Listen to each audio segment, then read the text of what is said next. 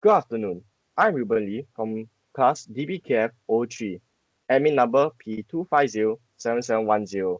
In this briefing, I'll cover how the Monetary Authority of Singapore responded to COVID-19 and what that response did to the foreign exchange and bond markets, the two markets in my infographic. I'm presenting this as a policy analyst. I chose this role because the useful question here isn't about what MAS did, it's whether the decision was suitable at the time and what trade-offs came with it. That's the question my infographic is built around and the question that I will answer. So, for some quick background, MAS is different from most central banks because it doesn't set an interest rate. Its tool is the interest rate. It manages the Singapore dollar against a basket of trading partner currencies inside a band.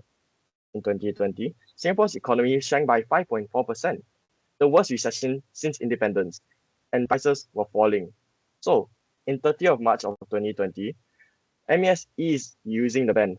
It flattened the band slope to zero and moved the whole band down. As you can see, the index dropped in early 2020. They stayed flat in the lower level. That downward recentering was a first since the 2009 financial crisis. At the same time, MES arranged a $60 billion swap with the US Federal Reserve for dollar funding, while the government's four budgets, around $90 billion, protected the jobs directly. Monetary policy provided stability. Fiscal policy did the targeted work. Now, moving on to the two insights. For the first insight, the bond market. Singapore has no policy rate, but SED rates still fell sharply. The 3-month SIBOR went from 1.8 to 0.4%, and the 10-year government bond yield fell to 0.81%. You can see how that low point marked in the chart. This happened because Singapore's interest rates follow US rates through interest rate partially. When the Fed cut to zero, MES flattened the currency's path. Our rates fell with them, without MES touching a single rate. For a second insight, from the foreign exchange chart, the US dollar against the Singapore dollar peaked at 1.4247 in March 2020. But look at September 2020. On the same chart, the rate is higher, 1.434, even though MES had already tightened 5 times by then. This is the reason why the MES manages the trade-weighted basket, not the dollar rate specifically. In 2022, the US dollar was strong against every single currency, so USD against SGD rose even while Singapore dollar stayed strong against the overall basket. The two measures can move in different directions, and my infographic shows both. Firstly, the exchange rate is a blunt tool. It affects the whole economy at once, so it couldn't help the hardest hit sectors directly.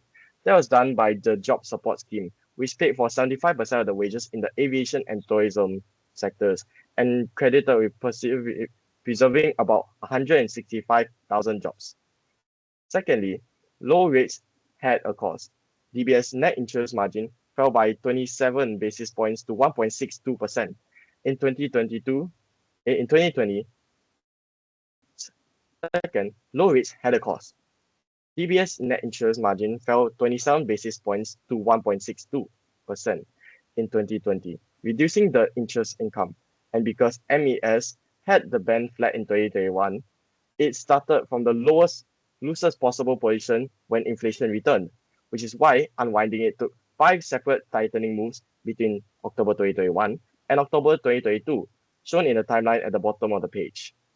Overall, MES's response was suitable and well calibrated for what they knew in 2020. It kept the currency and funding markets orderly, and notably, it never spent reserves defending a level. Announcing the new ban was enough because the markets trusted it. My one criticism, though, is that holding at zero through 2021 made the exit harder. 5 moves instead of maybe 1 or 2. But given the uncertainty at the time, choosing stability over extra stimulus was the right call.